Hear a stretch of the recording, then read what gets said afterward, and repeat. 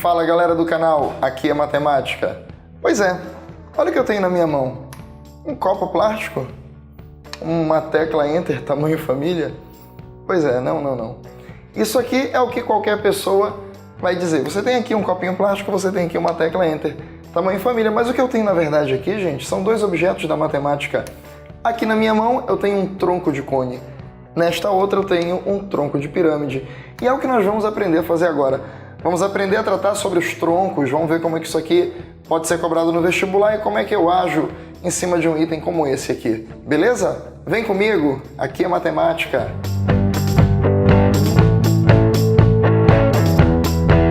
Você acabou de me ver falar de dois objetos. Eu mostrei na minha mão um tronco de cone e na outra mão mostrei para você um tronco de pirâmide. Então vamos falar um pouquinho sobre os troncos.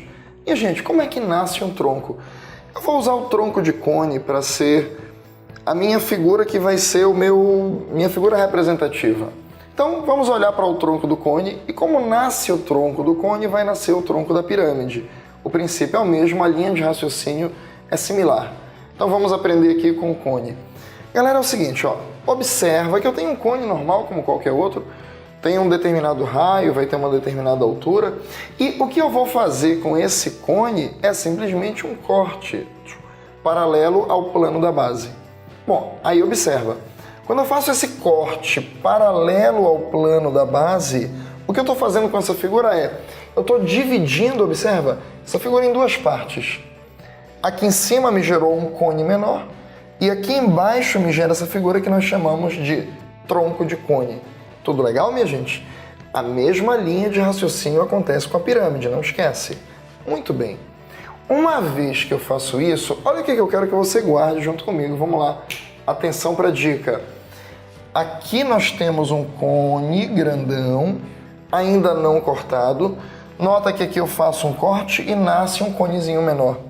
Galera, vem comigo. Concorda comigo que esse cone menor, ele nasce do maior, logo ele tem as mesmas características do maior, porém em uma escala reduzida. Ó, nossa aula de escala que vimos há uns dias atrás. Então, ele vem numa escala reduzida.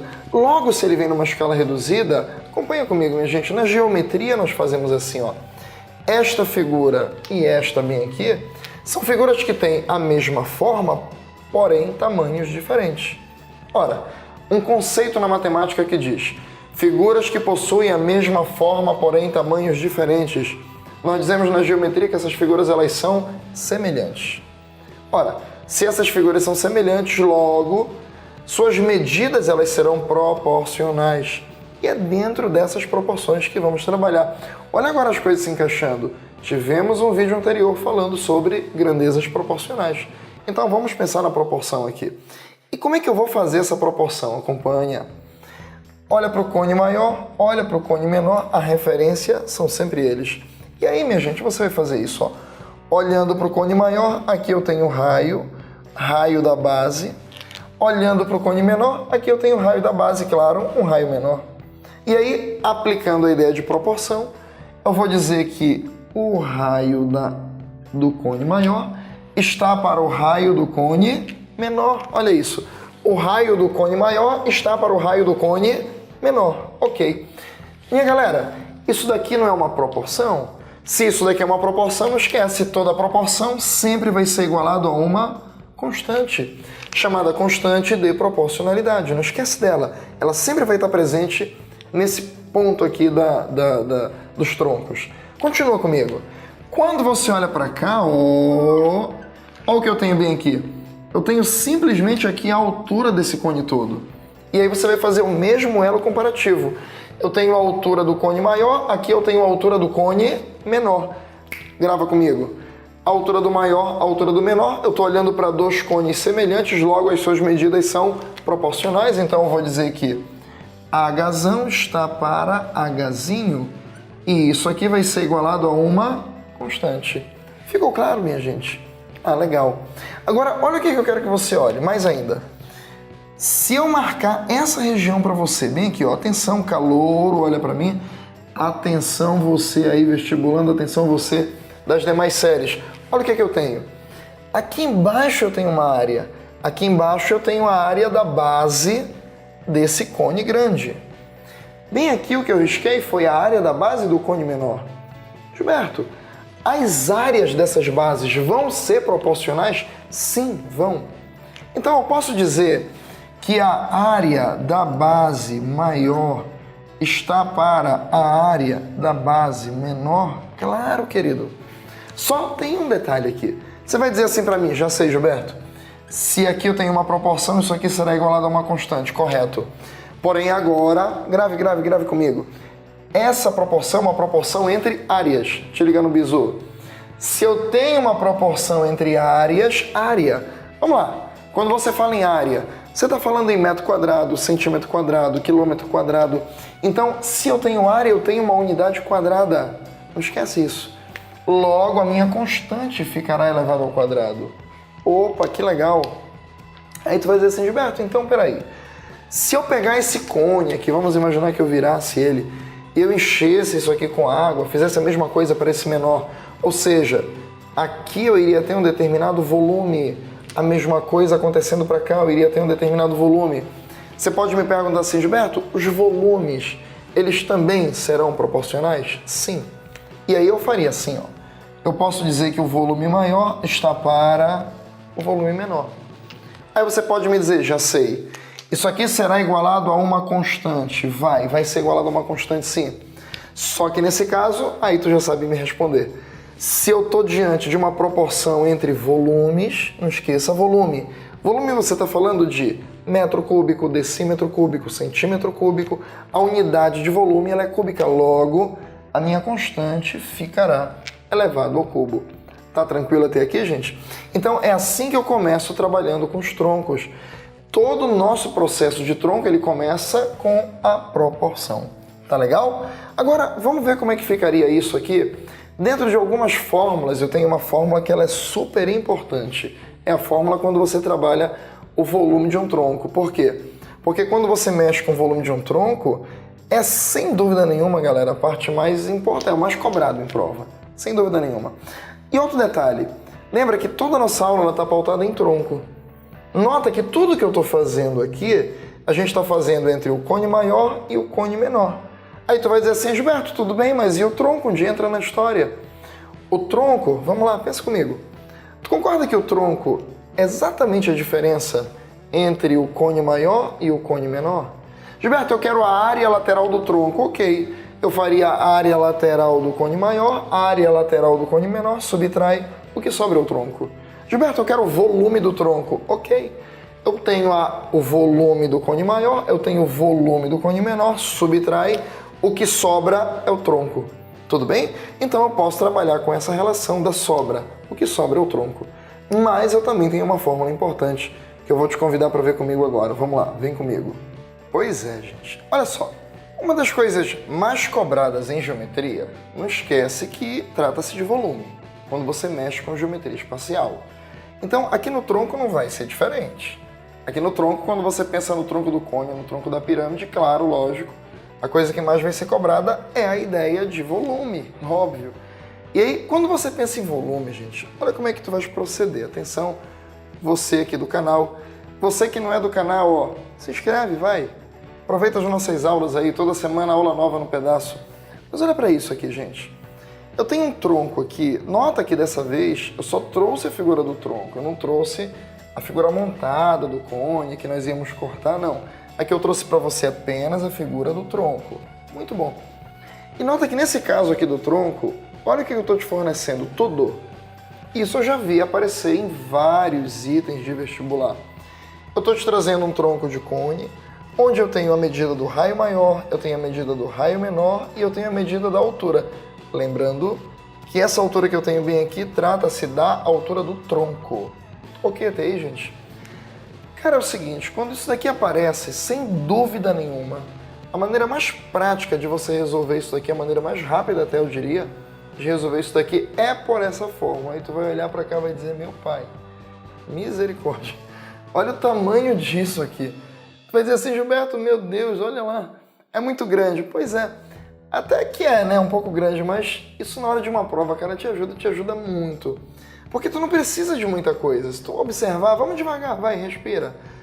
Eu preciso de 3 coisas aqui. Três coisas. Olha quais são as 3 coisinhas que eu preciso. A altura do tronco. Eu preciso da área da base maior.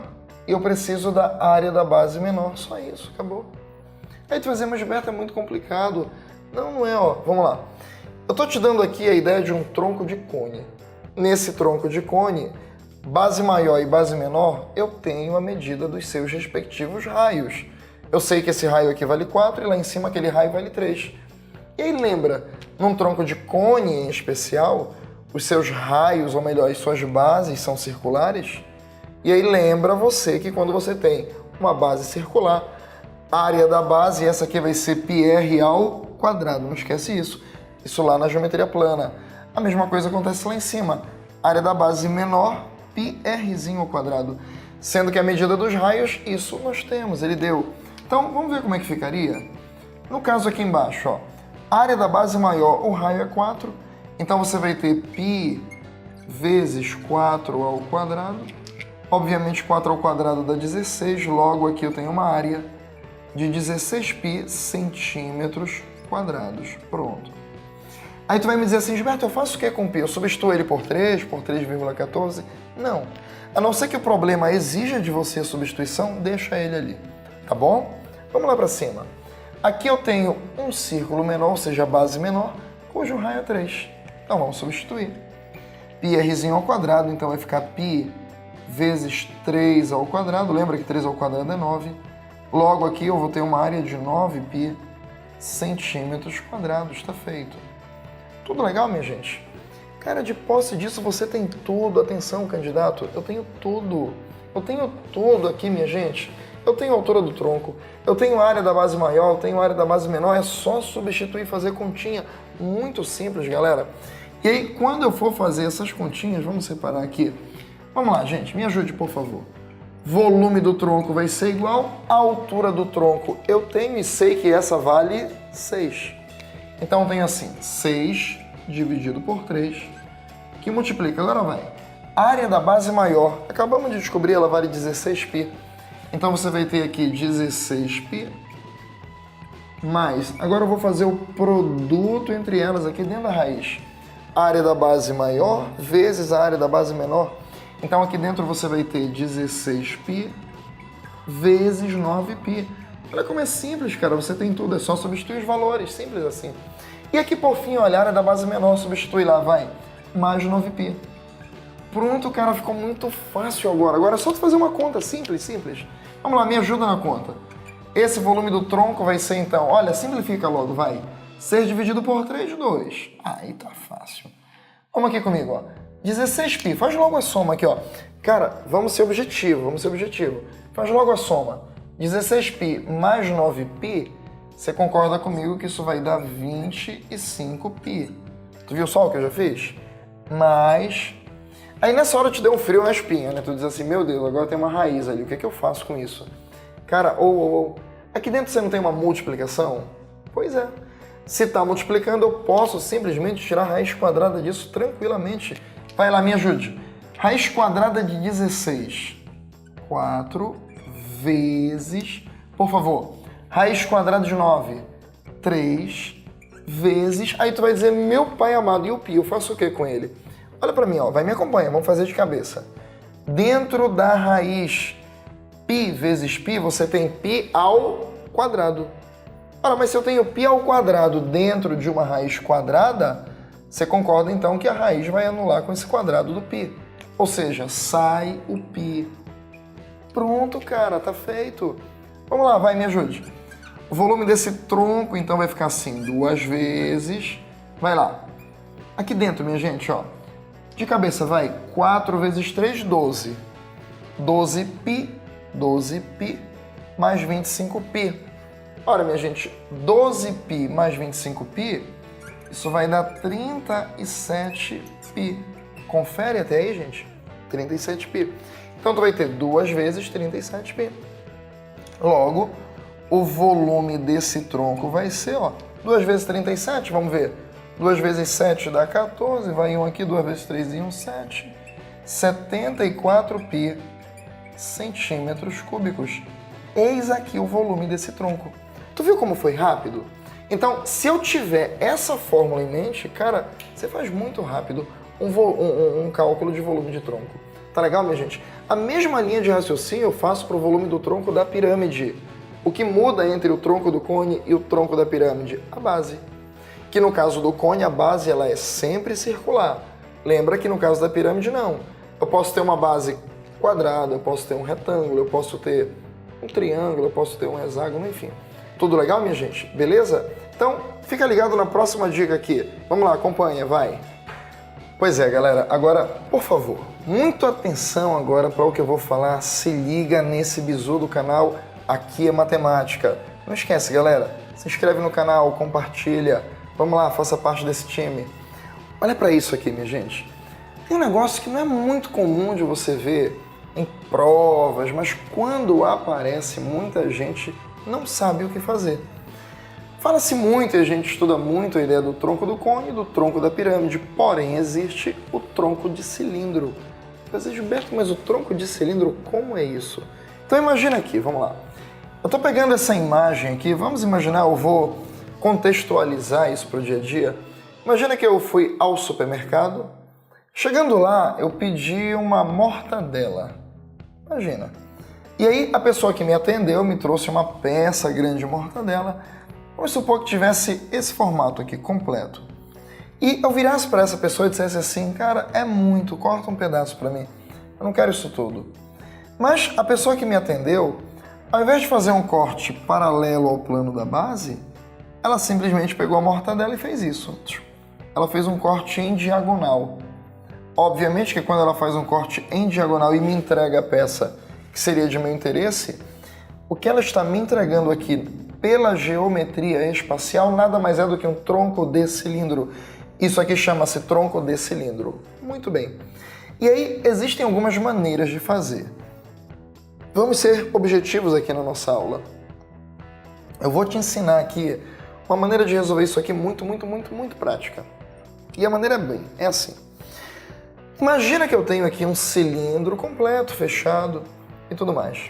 Obviamente que esse cilindro vai ter uma determinada altura e vai ter um determinado raio de base. Tudo bem, gente? E aí nós sabemos que quando se calcula o volume de um cilindro, o volume dele nada mais é do que a área da base, πr ao quadrado vezes a altura.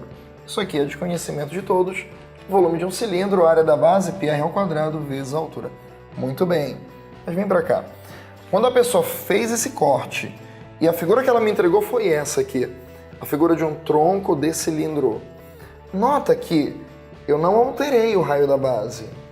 No entanto, a altura ficou alterada. Eu passei a ter uma altura maior e passei a ter uma altura menor. Eu passei a ter duas alturas, uma altura maior e uma altura menor. Muito bem.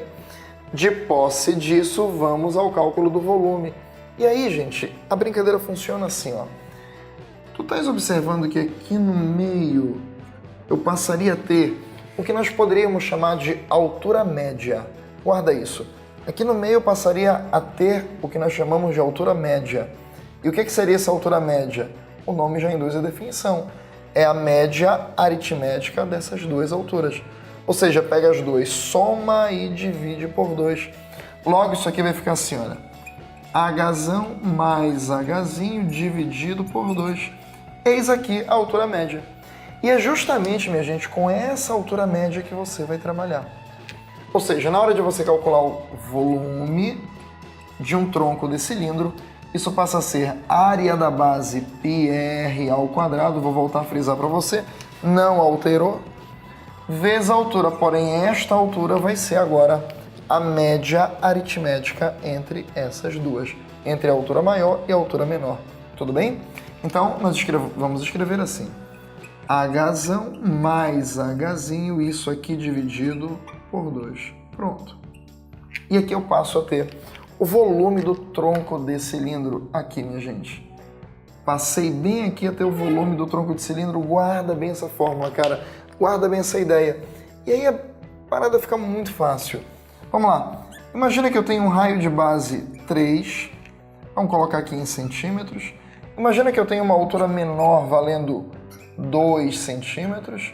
Imagina que eu tenho uma altura maior, vou escrever para cá, valendo 4 centímetros. Pronto, minha galera. Vou calcular agora esse volume aqui. Para você calcular agora esse volume, eu vou dizer então que o volume vai ser π, é uma constante, r ao quadrado, o raio disso daqui vale 3. Aí logo eu vou ter 3 ao quadrado, vezes agora Hzão mais Hzinho. Meu Hzão é 4, meu Hzinho é 2. Eu vou ter então aqui 4 mais 2. Isso aqui tudo dividido por 2. Legal. Logo esse volume vai ser, me ajude aqui na conta, ó.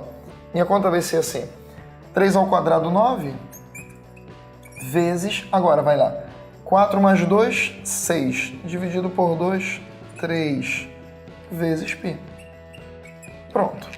Então, eu chego à conclusão de que eu tenho um volume que vale 3 vezes 9 vai dar 27. Então, eu tenho 27 π centímetros cúbicos. Eis aqui o volume desse tronco. Tá aqui, galera. Então, guarda bem essa dica aqui, porque isso daqui não é tão comum de você ver em prova e nem é muito comum de você ver em sala de aula. Então, eu tô deixando essa dica para você. É a ideia do tronco desse cilindro. Muito cuidado se isso aqui aparecer nas suas provas. Legal, galera? Valeu, minha gente! Pois é, galera. Valeu, muito obrigado por nos acompanhar em mais uma aula do canal Aqui é Matemática. Não se esquece, inscreva-se no canal, compartilhe, dê um like. Vamos lá, aperte o sininho lá para você ter aí as notificações das nossas aulas aparecendo toda semana, aula nova no canal. Vem comigo porque aqui é matemática. Valeu!